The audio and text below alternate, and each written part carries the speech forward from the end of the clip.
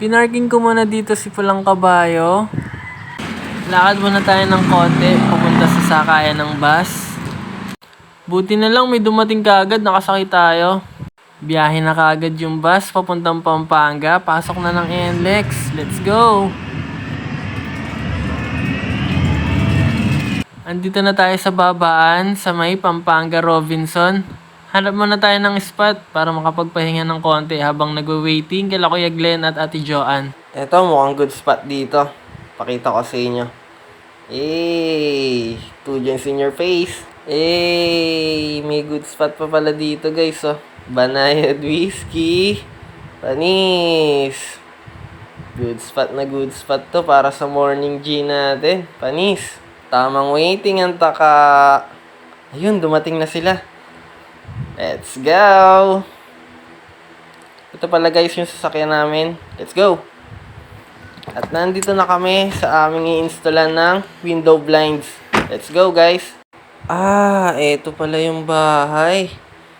Dito pala tayo kukuha ng pera. Let's go guys! Pakilala ko pala sa inyo guys. Ito si Kuya Lawrence natin.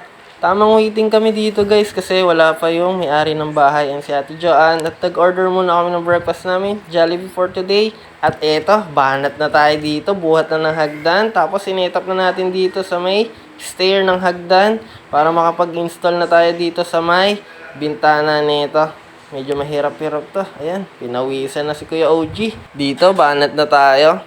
Ayan, tamang layout muna ako dito ng bracket para sa window blinds natin. Tingnan nyo naman kung gaano kataas. Panis talaga kay Kuya OG. Tapos lipat naman tayo. Spider-Man. Panis. Nice, galing. Pagtapos ko mag-layout sa left side, dito naman tayo sa gitna. Dahan-dahan lang syempre, medyo nginigang tuhod, baka malaglag. Pagtapos kong mag-layout para sa mga bracket, eto ready na para butasin. Let's go! Dito pala ako sa right side nag-start magbutas.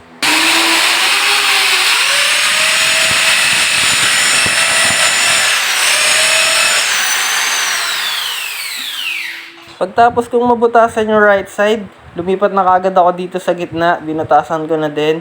Bali, 4 pala ang magiging bracket natin dito. Kasi gusto na ang client, 2 biyak yung window blinds dito sa tapat ng stair.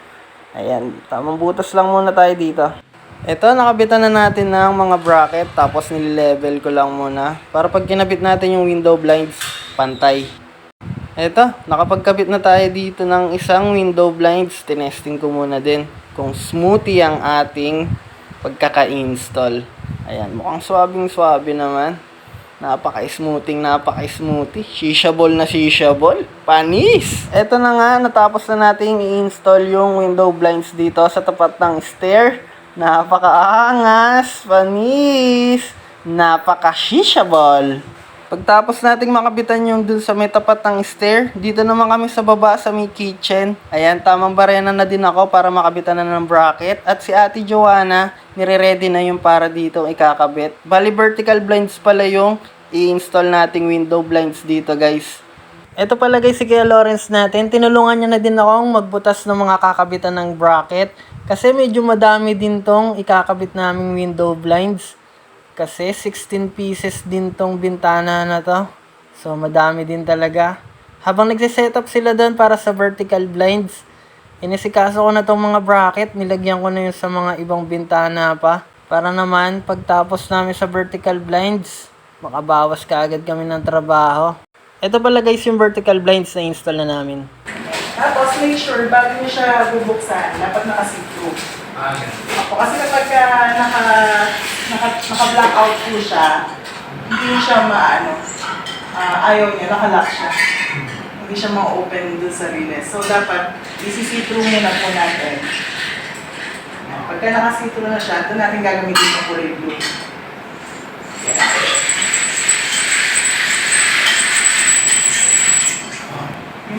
Pagtapos namin ma-install yung vertical blinds, lumipat na agad kami sa kabilang window sa mga nakabitan ko ng bracket. Eto, ikakabit na lang tong window blinds na to. 2 hati nga din pala ulit yung kakabitan namin dito kasi malapad at request ng client. Ayan, sinasalpa ko na guys.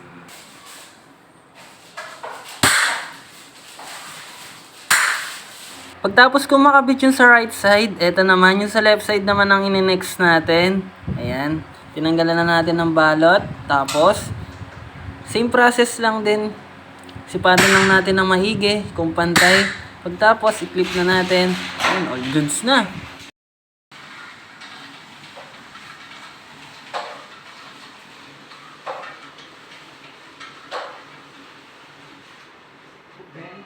Close. Close natin pataas.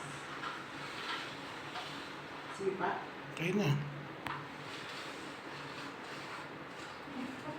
Ayan. For the last install guys, dito na tayo sa may loob ng CR. Same process lang din guys.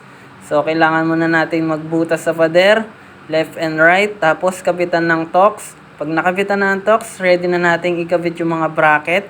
Tapos pag nakabit na yung bracket, pwede na nating ikabit yung window blinds natin. Ayan, sipatin ng maigi kung tuwid. Sabay i-clip na natin. Good shit na good shit yan. Napaka-shishable.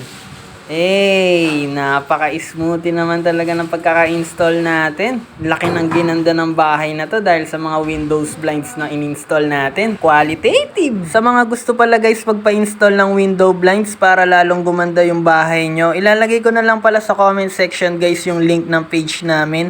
Thank you nga din pala sa may-ari ng bahay na to. Sa masarap na food trip, chowpan, pakak. Tamang food trip ang mga hampas lupa. Masasakop niya yung ilaw ninyo. Oo. Nalok. Nabitin sa food trip ang mga hampas lupa, kaya naghanap kami ng food trip dito sa Lala Garden Bakery Branch Coffee. Uy, napaka-shishable naman ng spot dito. Mukhang mapapalaban na naman ang mga hampas lupa sa food tripan nito. Tara, pakak na. Ito, tamang hanap na ng makakain ng mga hampas lupa. Tamang waiting lang tayo sa in-order nating mga food trip. 2 joints in your face. Uy, sarap naman ng food trip. Deserve. Tamang food trip na naman ng mga hampas lupa. Pagtapos namin mag-dinner, ayan, 6 PM na din kasi dito. Nag-siesta lang kami saglit dito sa rooftop. Tapos, balik grind na ulit. Grind lang ng grind. Let's go!